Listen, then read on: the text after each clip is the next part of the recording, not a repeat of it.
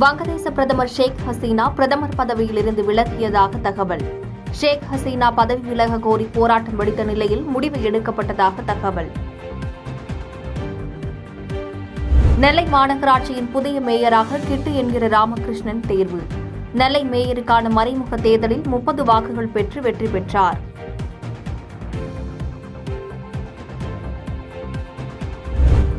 MR. Vijayabaskar மீதான நில மோசடி வழக்கில் நாமக்கல், திண்டுக்கல்லில் சிபிசிஐடி போலீசார் அதிரடி சோதனை.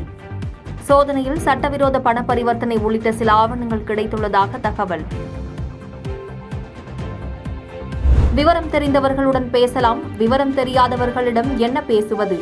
மேகதாது விவகாரத்தில் அமைச்சர் துரைமுருகன் லஞ்சம் வாங்கியதாக அண்ணாமலை பேசியதற்கு அமைச்சர் துரைமுருகன் பதிலடி. வயநாடு நிலச்சரிவை பேரிடராக அறிவிக்காத மத்திய அரசுக்கு இருப்பது இதயமா கல்லா? அமைச்சர் துரைமுருகன் காட்டம். கோவை மாநகராட்சியின் புதிய மேயராகிறார் ரங்கநாயகி. பதவி கிடைக்காத கவலையில் மற்றொரு பெண் கவுன்சிலர் கண்ணீர். சென்னையில் அடுக்குமாடி குடியிருப்புகளில் உள்ளவர்களுக்கு 104 என்கின்ற அவசர கால மருத்துவ சேவை இன்று முதல் செயல்பாட்டுக்கு வருகிறது. அமைச்சர் மா சுப்பிரமணியன் அறிவிப்பு. விருதுநகர் மாவட்டத்திற்கு ஆகஸ்ட் 7ஆம் தேதி உள்ளூர் விடுமுறை. ஸ்ரீவில்லிபுத்தூர் ஆண்டாள் திருக்கோவிலின் ஆடிப்பூர தேரோட்டத்தை முன்னிட்டு மாவட்ட ஆட்சியர் அறிவிப்பு. முதலமைச்சர் மு.க. ஸ்டாலின் வரும் 27ஆம் தேதியன்று அமெரிக்கா செல்ல உள்ளதாக தகவல்.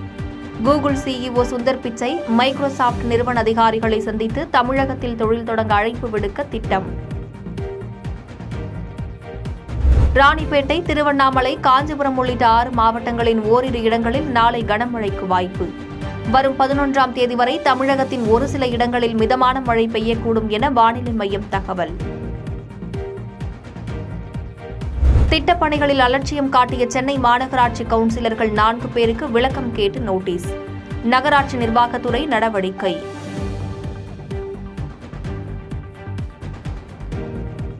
உதயநிதிக்கு துணை முதலமைச்சர் பதவி வழங்கும் கோரிக்கை வலுத்திருக்கிறது. ஆனால் பழுக்கவில்லை. முதலமைச்சர் மு.க. ஸ்டாலின் பதில்.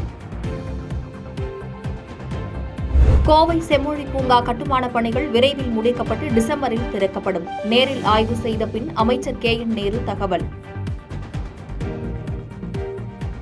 நகராட்சி மற்றும் மாநகராட்சிகளில் உள்ள காலி பணியிடங்களை நிரப்ப விரைவில் தேர்வு நடத்தப்படும். அமைச்சர் கே.என். நேரு பேட்டி. பள்ளி மாணவர்களுக்கு விலையில்லா சீருடைகளை உடனடியாக வழங்க வேண்டும். தமிழக அரசுக்கு எடப்பாடி பழனிசாமி வலியுறுத்தல். உலக டிராபிக் சிக்னல் தினம் இன்று கடைபிடிப்பு. சென்னையில் இதய வடிவில் சிவப்பு விளக்கை ஒளிரச் செய்து விழிப்புணர்வு. சென்னை கொளத்தூரில் நீச்சல் குளத்தில் மூழ்கி சிறுவன் உயிரிழப்பு. நீச்சல் குளத்தின் உரிமையாளர் மற்றும் பயிற்சியாளர் கைது. பீகாரில் கவார் யாத்ரீகர்கள் சென்ற வாகனம் மீது அறுந்து விழுந்த மின்கம்பி. மின்சாரம் தாக்கி 9 பேர் உயிரிழந்த சோகம்.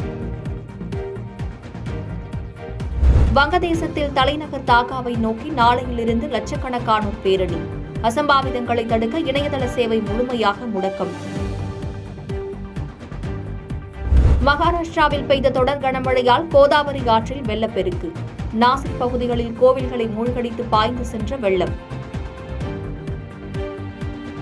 வாரத்தின் முதல் நாளில் இந்திய பங்குச் சந்தைகள் கடும் சரிவு. முதலீட்டாளர்கள் பங்கு மதிப்பு 17 லட்சம் கோடி ரூபாய்க்கு மேல் வீழ்ச்சி. பாதகம் செய்பவரை கண்டால் நாம் பயங்கொள்ளலாகாது பாப்பா. மோதி மிதித்து விடு பாப்பா, அவர் முகத்தில் உமிழ்ந்து விடு பாப்பா. அண்மை செய்திகளை உடனுக்குடன் தெரிந்து கொள்ள இணைந்திருங்கள் இயம்நாடு தொலைக்காட்சியுடன்.